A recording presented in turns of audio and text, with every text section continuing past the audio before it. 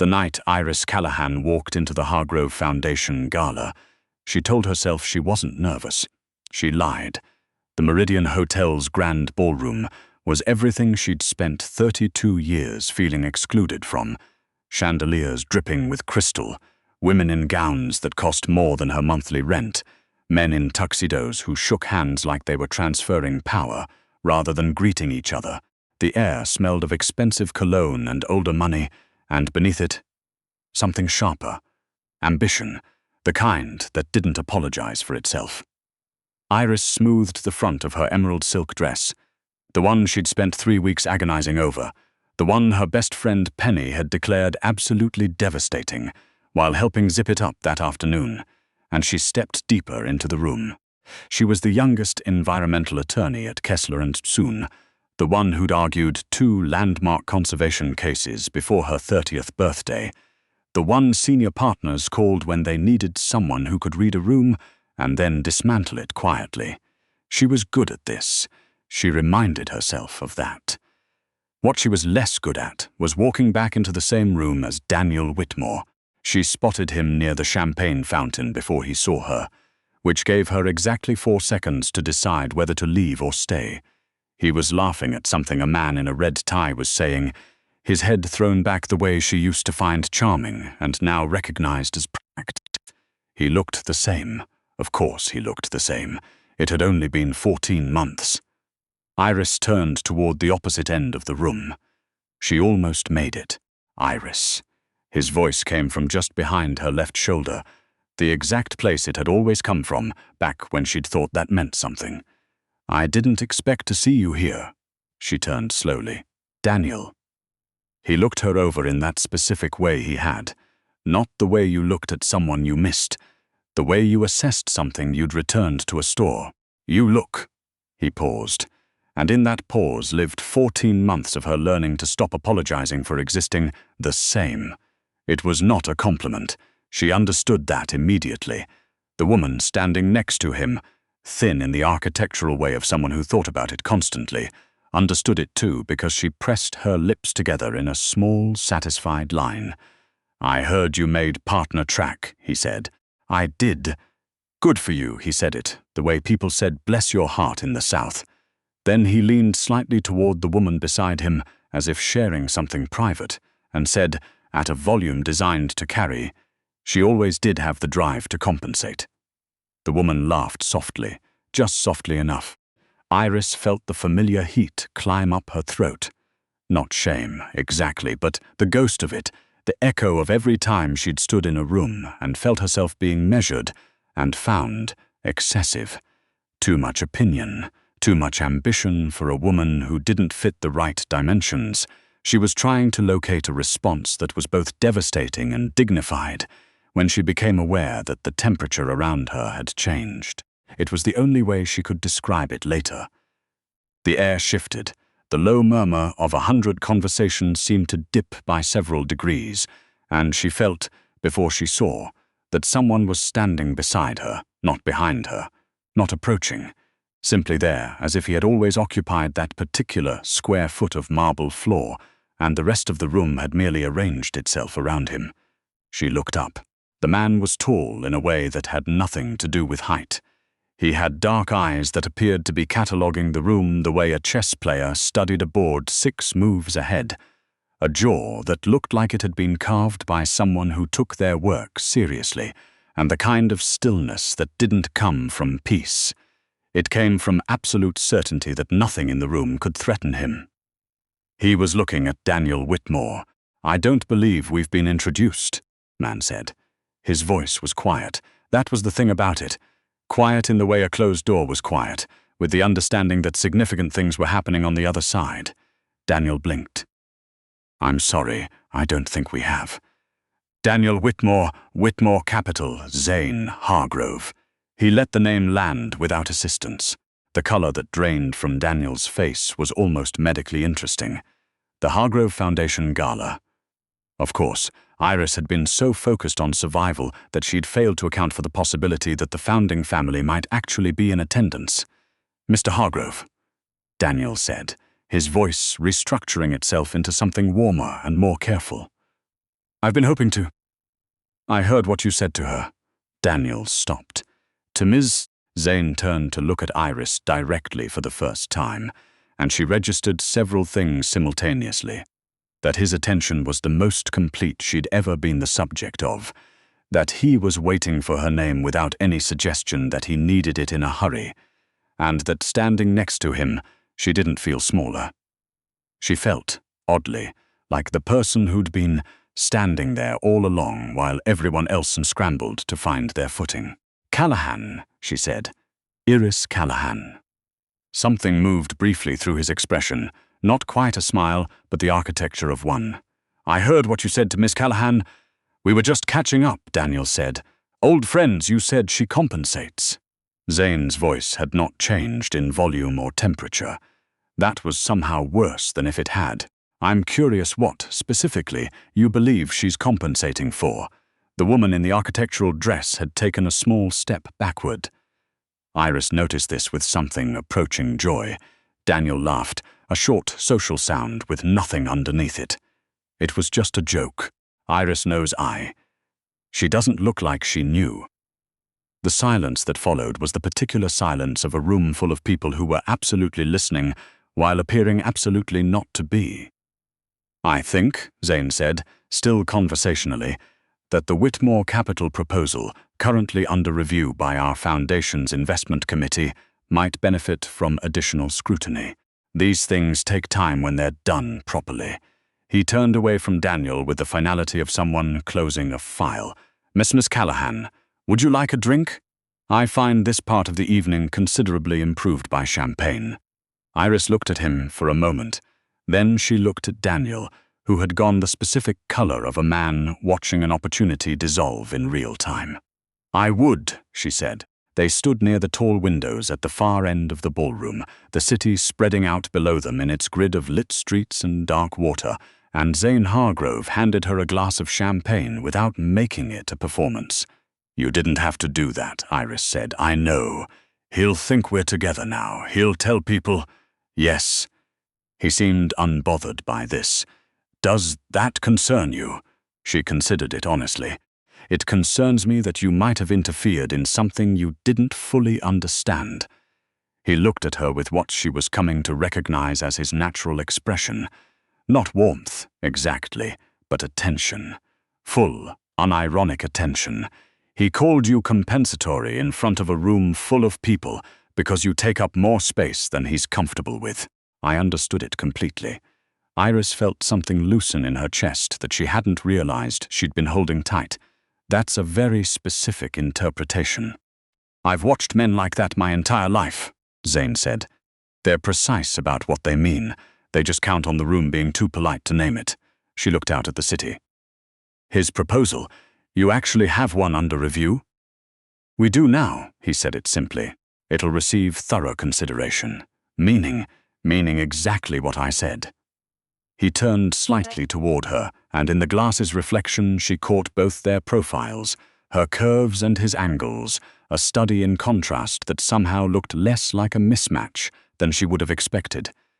I run 17 charitable foundations across 4 states, Miss Callahan. I have infinite capacity for thorough consideration.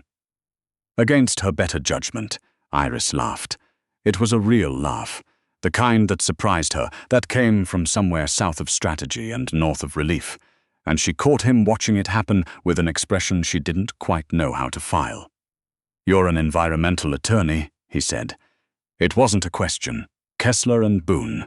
You did your homework quickly. I recognized your name from the Holden River ruling last spring. I read the brief. Something shifted in his voice. The first evidence of something that might have been genuine enthusiasm, contained but present. The argument about cumulative habitat impact was elegant. No one had ever called her legal, brief, elegant. Technically rigorous, certainly. Aggressive, often.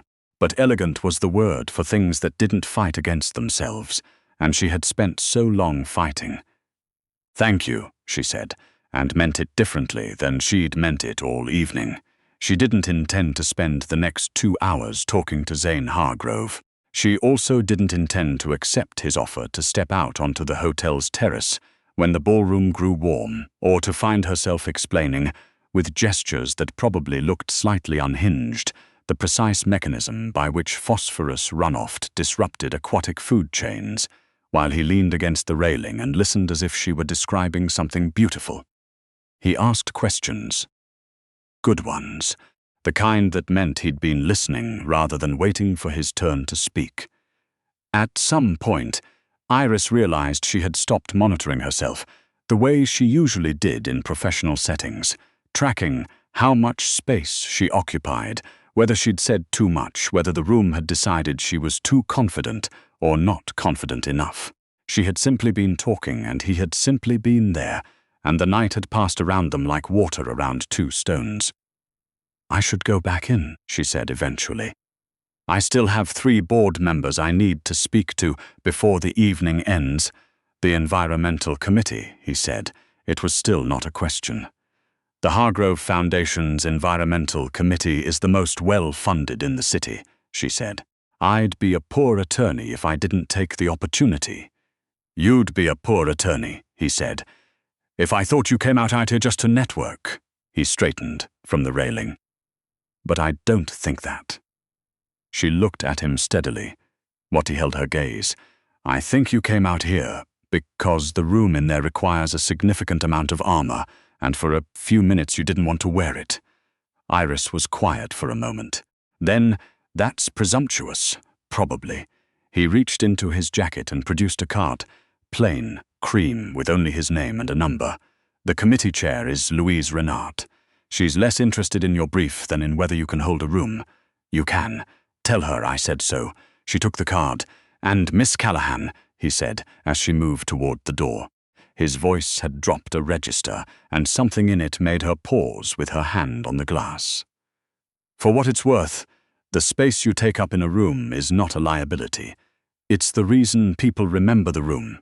She pushed through the door back into the warmth and noise of the ballroom, and stood there for a moment with the card in her hand, and her heart doing something irregular. She didn't call. That was the first thing. She sent a formal email to Louise Renard the following Monday, professional and precise, mentioning that Zane Hargrove had suggested the introduction. She spent 45 minutes on 4 sentences, which was unlike her. She was a woman who wrote 50-page briefs without drafting anxiety. 4 sentences should not have been an event. Louise Renard responded within the hour and invited her to present to the Environmental Committee the following Thursday. Iris told herself that was the end of it. It was not the end of it. The flowers arrived Tuesday. Not roses, too obvious, too declarative. A hand-tied arrangement of wildflowers she'd mentioned in passing on the terrace, saying she preferred things that looked like they'd grown somewhere real rather than been engineered for the occasion. There was no card. There was only the arrangement and the specific fact of someone having listened. She stood in her office kitchen and looked at them for a long moment. Then, she called the number on the cream card. He picked up on the wildflowers, she said. Yes, that was presumptuous too. Also probably, he said, and she could hear, underneath the quietness, the same thing she'd heard on the terrace that contained careful warmth. Did you like them? I'm standing in my kitchen looking at them instead of preparing for a deposition I have in 3 hours. So that should tell you something. There was a pause that felt less like silence and more like a decision being made. Dinner, he said, Thursday after the committee meeting, not as a reward for the presentation. You don't need that, as something separate with no professional architecture around it. Dinner, she repeated. Yes. You're very confident for someone who has technically known me for 48 hours. I'm confident, he said, because I know how to recognize when something is worth being certain about. Iris sat down on her kitchen counter, which she never did. It was a bad habit. Penny had told her a dozen times, and looked at the wildflowers and thought about a man who had stood in a ballroom and named something that everyone else had left unnamed. Thursday, she said, after 6. The committee presentation went well. Iris had known it would go well. She was very good at her job, and she had stopped being surprised by that, but it went better than well, in the specific way of a room that had come in skeptical and left leaning forward. Louise Renard shook her hand at the end and said, "Zane told me you were formidable." He understated it. Iris said, "He's prone to understatement," and realized, saying it, that this was true and that she had learned it already, in 48 hours and one phone call. He was waiting in the lobby at 6:15, not outside, not in a car. In the lobby, standing with his hands in his pockets, watching the elevator doors.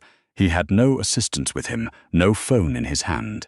When the doors opened and she stepped out, still in her presentation clothes, with her hair slightly less organized than it had been at 9 that morning, he looked at her the way she was starting to understand he always looked at her. Like she was the thing he'd been waiting for, and the waiting had been entirely reasonable. They walked to the restaurant.